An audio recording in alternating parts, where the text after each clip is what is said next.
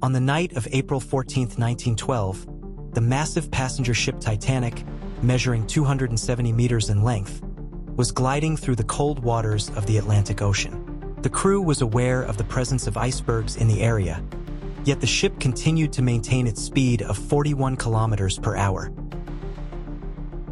At 11:40 p.m., a loud crash was heard from the starboard side.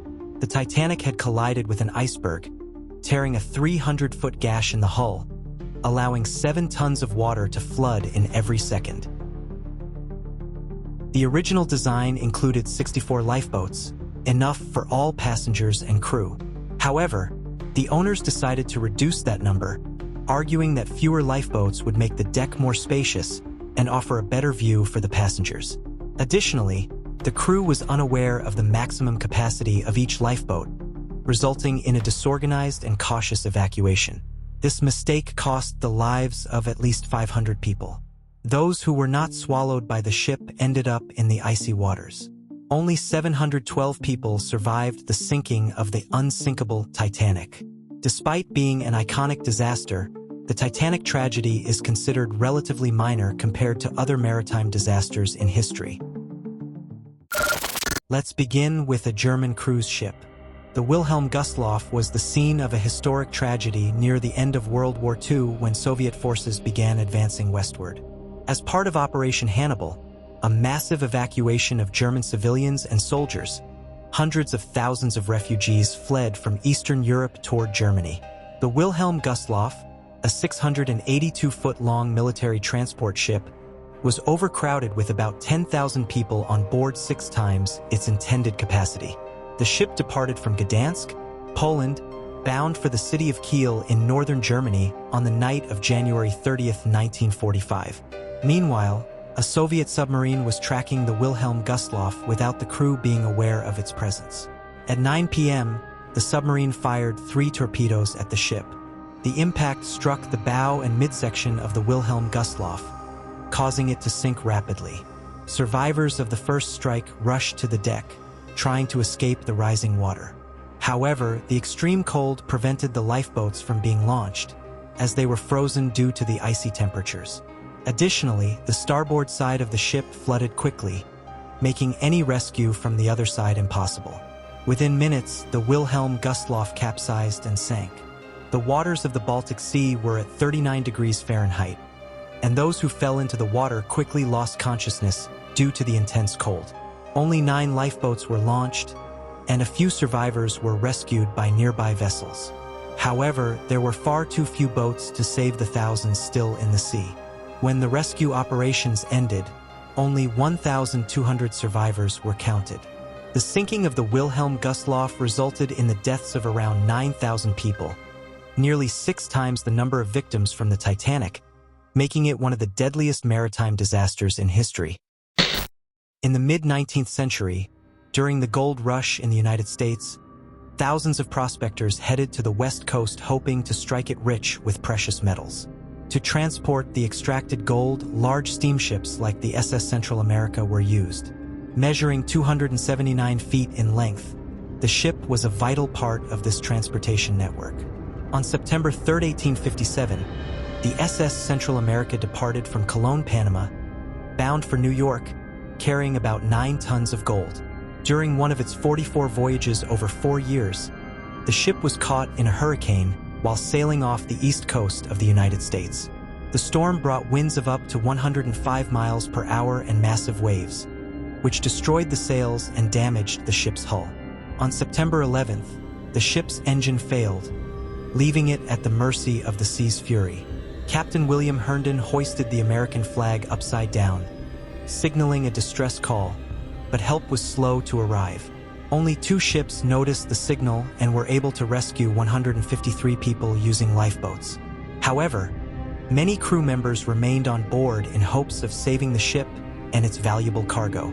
By the afternoon of September 12th, the SS Central America sank, taking with it 425 lives and a treasure of gold, now valued at around $300 million. The SS Kiangya was involved in a dramatic episode during the Chinese Civil War in 1948. as communist forces advanced and took control of much of the territory. Thousands of people were trying to flee Shanghai before the arrival of the troops. On December 4th, the SS Kiangya, originally designed to transport 2,150 refugees, departed overcrowded, carrying nearly double its capacity. Despite this, several thousand more people squeezed aboard before departure. The ship sailed without incident until, about 50 miles south of Shanghai, in the Huangpu River estuary, a large explosion occurred, likely caused by a World War I naval mine. Due to being in shallow waters, the ship did not sink completely but tilted and became partially submerged. The radio room was flooded, preventing distress calls. After about 3 hours, survivors managed to fire signaling rockets, and small boats arrived to attempt to rescue some of the passengers. However, only a few survived. In total, approximately 3,920 people lost their lives in this disaster, making it 3 times more deadly than the Titanic sinking and the largest maritime tragedy in China's history. In September 2002, the modest 80-meter ferry Joola set sail from the port of Ziguinchor in southern Senegal, heading toward the capital, Dakar. Joola usually made this 300-mile journey twice a week. However, in 2002, the ship spent almost a year undergoing repairs, with special focus on the portside engine. When it returned to service in mid-year, the frequency of trips was reduced to 1 per week as a precaution. This reduction significantly increased the demand for tickets. On September 26th, Joola departed again, this time carrying more than 3 times its maximum allowed capacity.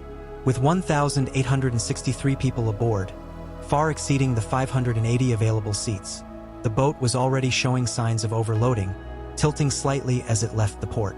Despite the overcrowding, the weather was initially pleasant. However, around 11 p.m., the ship encountered a storm. Under normal conditions, Joola would have withstood the rough weather, but the excessive weight and the fact that many passengers were on the upper deck made the ship extremely unstable. Just 5 minutes after the storm began, Joola capsized completely, leaving the hull exposed above the water. Some survivors were trapped in air pockets inside the ship. Unfortunately, help was slow to arrive.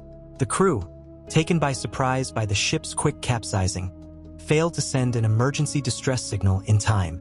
Only one of the survivors managed to fire a flare.